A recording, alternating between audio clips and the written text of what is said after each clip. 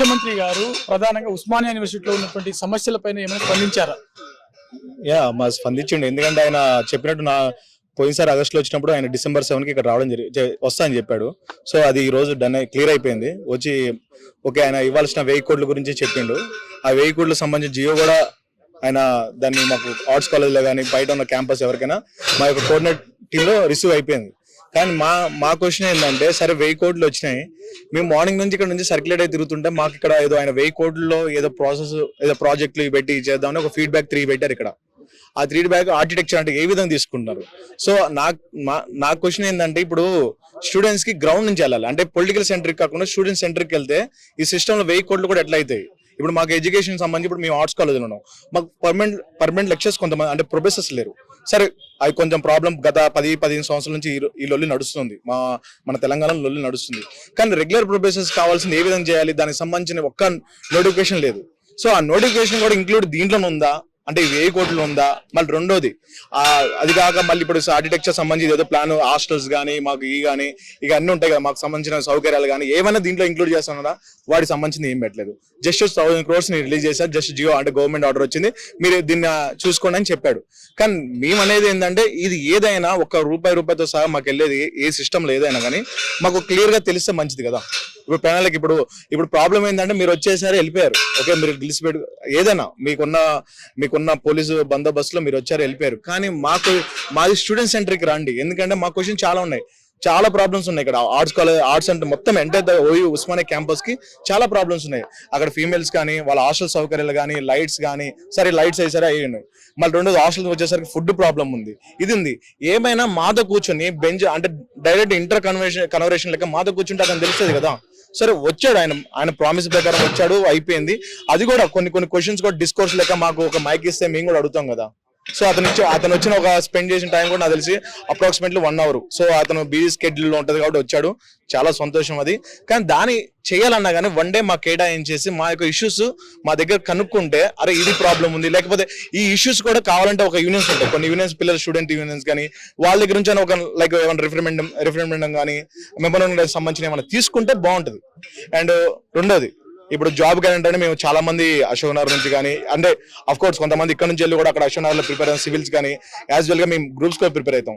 దానికి సంబంధించిన job calendar గురించి కూడా మేము అడుగుతున్నాం. ఎందుకంటే జాబ్ క్యాలెండర్ కూడా ఇస్తానని చాలా మంది స్టూడెంట్స్ ఓపికతో ఇక్కడ కూర్చున్నారు. అంటే స్టూడెంట్స్ అంటే మేమే ఈ ఆర్ట్స్ కాలేజ్లో అన్నిట్లో మేము కాంపిటేట్ లో చదువుతాం మోస్ట్లీ. దానికి సంబంధించి జాబ్ క్యాలెండర్ గురించి అతను మాకు ఎటువంటి ఇన్ఫర్మేషన్ వల్ల దాని ఒక నిరాశవాది లెక్క చేసిపోయాడు. సరే అతను ఇచ్చిన ఏం చెప్పేదంటే, చాలా వరకు మేము 60,000 జాబులు పైన ఇచ్చాము అని అంటాను కదా. నాకు తెలిసి అతను ఇచ్చిన కరెక్ట్ ఎగ్జాక్ట్ జాబు 11,300 చిల్లర ఎంత వచ్చినాయి అంతే. ఆ జాబులు కానీ అది కూడా దేని మీద ఇచ్చిండు? బీఈడి బేస్ మీద, అంటే బీఈడి అంటే డిఎస్సి అంటే ఇప్పుడు ఉంటాయి కదా బీఈడి అయిపోయిన వాళ్ళకి రాష్ట్ర టీచింగ్ వాటికి సంబంధించిన వాటి మీద ఇచ్చిండు. అది కూడా లాస్ట్ ఇయర్ ఇచ్చిండు, అయిపోయింది. దానికి ఓకే అదే ఓకే. అలాంటివి ఉన్నాయి కాబట్టి ఇప్పుడున్న సమస్యలు కూడా మాకున్నాయి. ఈ జాబ్స్ క్యాలెండర్ కానీ కొంచెం దాని గురించి ఆలోచించమని నేను సీఎం రేవంత్ రెడ్డి గారికి చెప్తున్నాను. ప్రధానంగా ఇక్కడ ఉన్నటువంటి స్టూడెంట్స్ అందరూ ప్రభుత్వానికి ప్రధానం మీ డిమాండ్స్ ఏంటి? ప్రభుత్వం మా డిమాండ్స్ అంటే, ఇప్పుడు లైక్ ఆయన మార్నింగ్ ఏం చెప్పిండంటే జర్మనీ గురించి, ఆయన చైనా గురించి, వీడి గురించి చెప్పాడు కదా. సో ఇక లాజికల్ గా మాట్లాడుకోవాలంటే అదే ఎడ్యుకేషన్, ఇక్కడ ఫ్రీ ఎడ్యుకేషన్ ఎందుకు లేదు? జర్మనీ చైనా గురించి చెప్పాడు. జర్మనీ ట్రిలియన్స్ కానీ ఎకనామిక్ ఫార్మ్ గురించి ఆయన తెలుసు కదా. సో దాంతో పాటు ఏం చేశాడు? కమర్షియల్ వేలో వచ్చేసరికి అమెరికన్ కంపేర్ చేశాడు. అక్కడ ఆ దేశంలో మరి ఎడ్యుకేషన్ ఫ్రీ ఉంది, ఇక్కడ ఎందుకు ఫ్రీ లేదు? అదొకటి.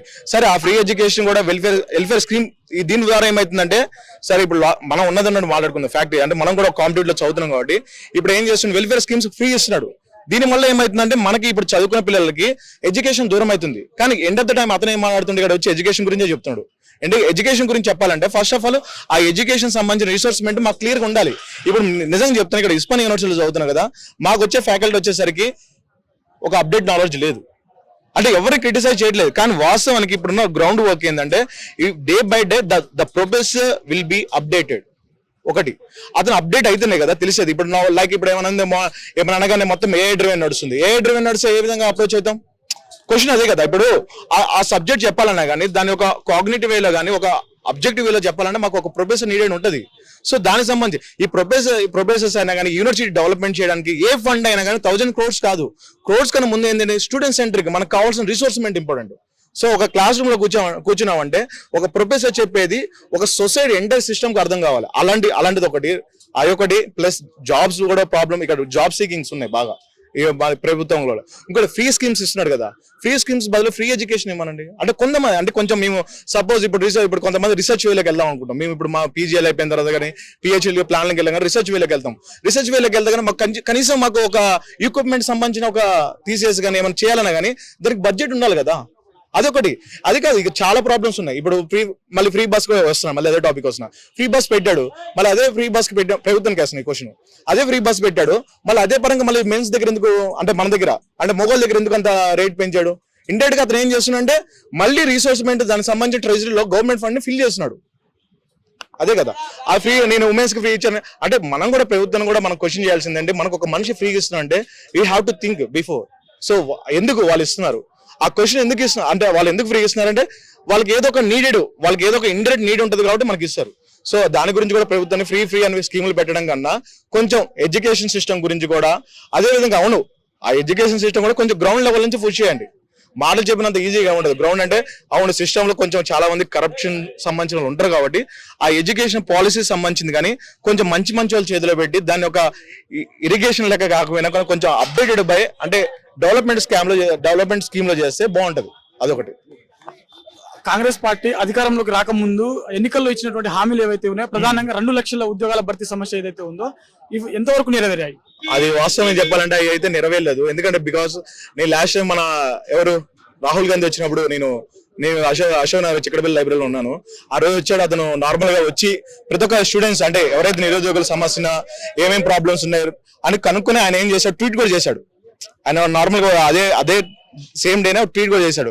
ఎవ్రీ ఇయర్ 2 lakhs జాబ్స్, అదే విధంగా మనకి సంబంధించిన అంటే ఏమైనా వెల్ఫేర్ సంబంధించిన స్కీమ్స్ గురించి వాటి గురించి చెప్పాడు.